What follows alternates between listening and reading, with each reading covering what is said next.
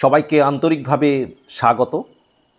এসএসসির যোগ্য চাকরিহারাদের বাঁচাতে প্রাক্তন বিচারপতি, হাইকোর্টের বিচারপতি অভিজিৎ গঙ্গোপাধ্যায় এবং বর্তমান বিজেপির সাংসদ তিনি যথেষ্ট কিন্তু উদ্যোগ নিচ্ছেন। তিনি চেষ্টা করছেন, বিভিন্নভাবে পরামর্শ দিচ্ছেন। তিনি যে আন্তরিক এসএসসির যে যোগ্য যারা চাকরি প্রাপক, মানে যোগ্য শিক্ষক, তাদের পাশে যে তিনি দাঁড়াতে চান, সেটা কিন্তু তার কর্মকাণ্ড বা উদ্যোগে কিন্তু সেটা বোঝা যাচ্ছে। গতকাল 8ই এপ্রিল মঙ্গলবার কিছু চাকরিহারা যোগ্য শিক্ষক তারা অভিজিৎবাবুর বাড়িতে পৌঁছে যান। তো অভিজিৎবাবুর বাড়িতে তারা যখন পৌঁছে যান, তারপর তাদের সঙ্গে তিনি কথা বলেন। কথা বলার পর সেই চাকরিহারাদের নিয়ে তিনি এসএসসি দপ্তরে যান। বিজেপি সাংসদ অভিজিৎ গাঙ্গুলি, প্রাক্তন বিচারপতি অভিজিৎ গাঙ্গুলি, তিনি এসএসসি দপ্তরে যান। সঙ্গে ছিলেন বিজেপি নেতা কৌস্তব বাগচি। কিন্তু এসএসসির দপ্তরে গেলেও এসএসসির চেয়ারম্যান সিদ্ধার্থ মজুমদার, তার কিন্তু তিনি দেখা পাননি। এখন দেখা পাননি অভিজিৎবাবু, নাকি অভিজিৎবাবুর সঙ্গে দেখা করেননি এসএসসির চেয়ারম্যান সিদ্ধার্থ মজুমদার, জানি না। কিন্তু এসএসসির চেয়ারম্যান সিদ্ধার্থ মজুমদার, তার সঙ্গে অভিজিৎবাবুর দেখা হয়নি।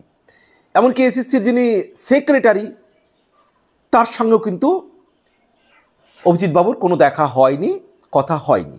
স্বাভাবিকভাবেই তিনি বাইরে বেরিয়ে সংবাদ মাধ্যমকে বলেন, অভিজিৎবাবু বলেন যে রাজনীতির ঊর্ধ্বে উঠে এই সময় কিন্তু মুখ্যমন্ত্রীকে কাজ করতে হবে, আর যদি তিনি সেটা না করেন তাহলে আরও বৃহত্তর আন্দোলন হবে এই মানে চাকরিহারাদের নিয়ে এসএসসি ইস্যুতে।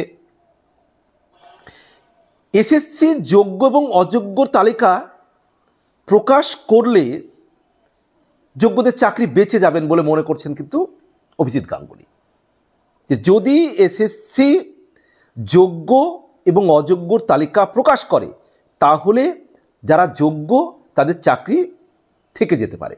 অর্থাৎ 2016 সালের এসএসসিতে অংশগ্রহণকারী সমস্ত পরীক্ষার্থীর যে ওএমআর সিট, সেই ওএমআর সিট যদি এসএসসি প্রকাশ করে,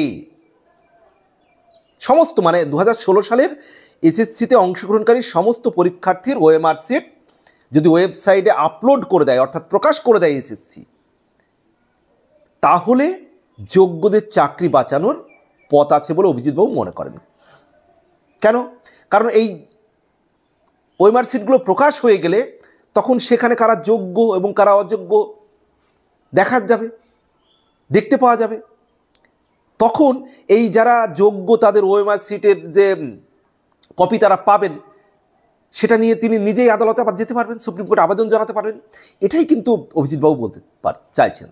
আবার এই যোগ্য অযোগ্যের যে বিষয়টি বারবার চলে আসছে, যদি 2016 সালের এসএসসির ওএমআর সিট সমস্তটাই, অর্থাৎ 23 লাখ পরীক্ষার্থী যারা পরীক্ষায় বসেছিলেন তাদের সমস্ত ওএমআর সিট যদি আপলোড করে দেওয়া হয় ওয়েবসাইটে, তারপর তখন কিন্তু যদি পুনরায় সুপ্রিম কোর্টের কাছে আবেদন করা যায়, তারপরে যেটা অভিজিৎবাবু বলছেন যে একটা কমিটি করুক তারপরে সরকার, সেই কমিটি করে ওই যে ওয়েবসাইটে প্রকাশ করার পরে সেখান থেকে সমস্ত ওএমআর সিট দেখে কারা যোগ্য কারা অযোগ্য একটা তালিকা তৈরি করা হোক, এবং সেই তালিকা তৈরি করে সেই কমিটি সুপ্রিম কোর্টের কাছে আবেদন করুক, অভিজিৎবাবু যেটা বলছেন।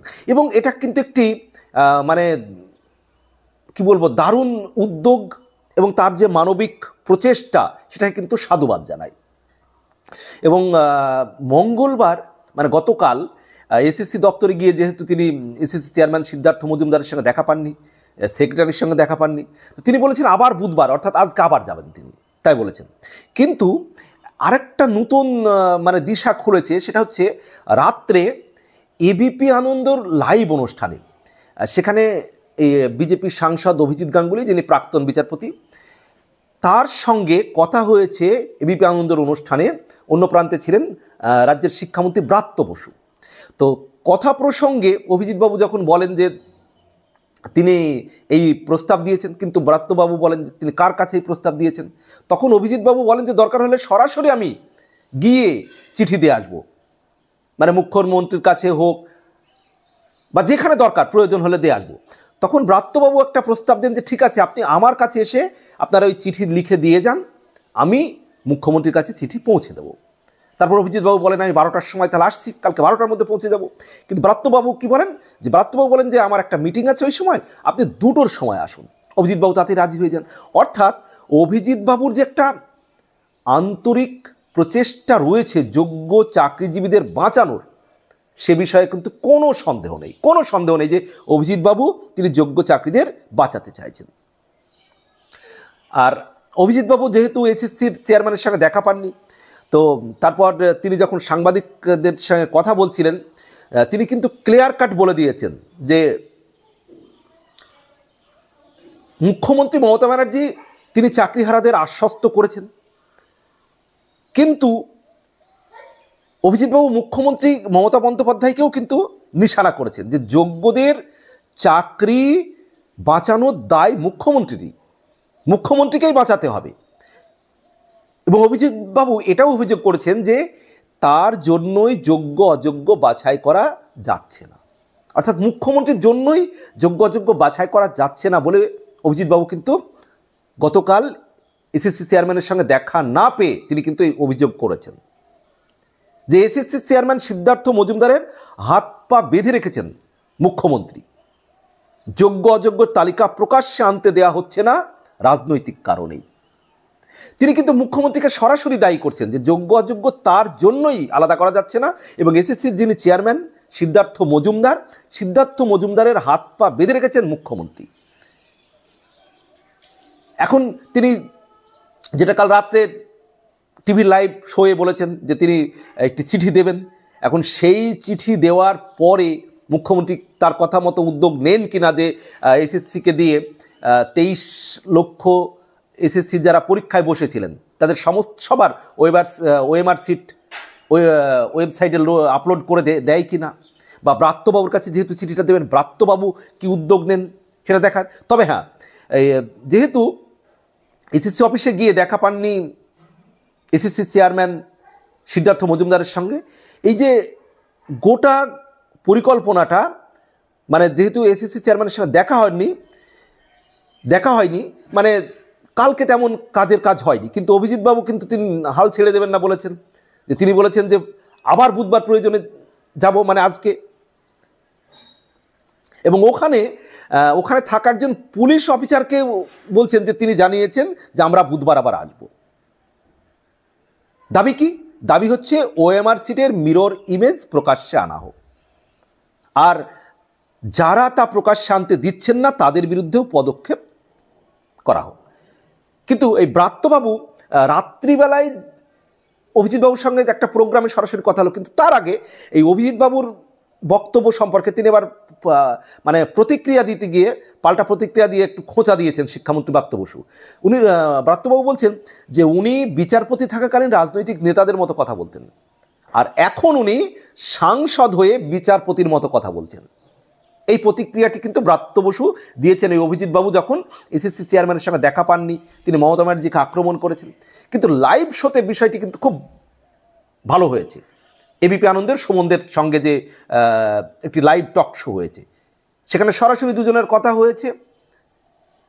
সেখানে ব্রাত্যবাবু সরাসরি বলেছেন যে আপনি আমার কাছে আসুন, আপনি চিঠি দিন, আমি সেই চিঠি মুখ্যমন্ত্রীর কাছে পৌঁছে দেবো। এবং অভিজিৎবাবু বলেছেন আমি 12টার মধ্যে পৌঁছে যাব, কিন্তু ব্রাত্যবাবু বললেন যে না, আপনি 2টোর সময় আসুন, আমার একটি মিটিং রয়েছে। অভিজিৎবাবু কিন্তু তাতেই রাজি হয়েছেন। আমরা দেখি এখন এই ব্রাত্যবাবুর সঙ্গে দেখা করে যে চিঠি দেবেন অভিজিৎবাবু, সেই চিঠি পাওয়ার পরে মুখ্যমন্ত্রী কোনো উদ্যোগ নিচ্ছেন কি না। যদিও রাজ্য সরকারকে মুখ্যমন্ত্রীকে আক্রমণ করেছেন, এই যে এসএসসি দপ্তরে যখন অভিজিৎবাবু গিয়েছিলেন তার সঙ্গে ছিলেন বিজেপি নেতা এবং আইনজীবী কৌস্তব বাগচি, তিনি আবার মুখ্যমন্ত্রীকে আক্রমণ করেছেন।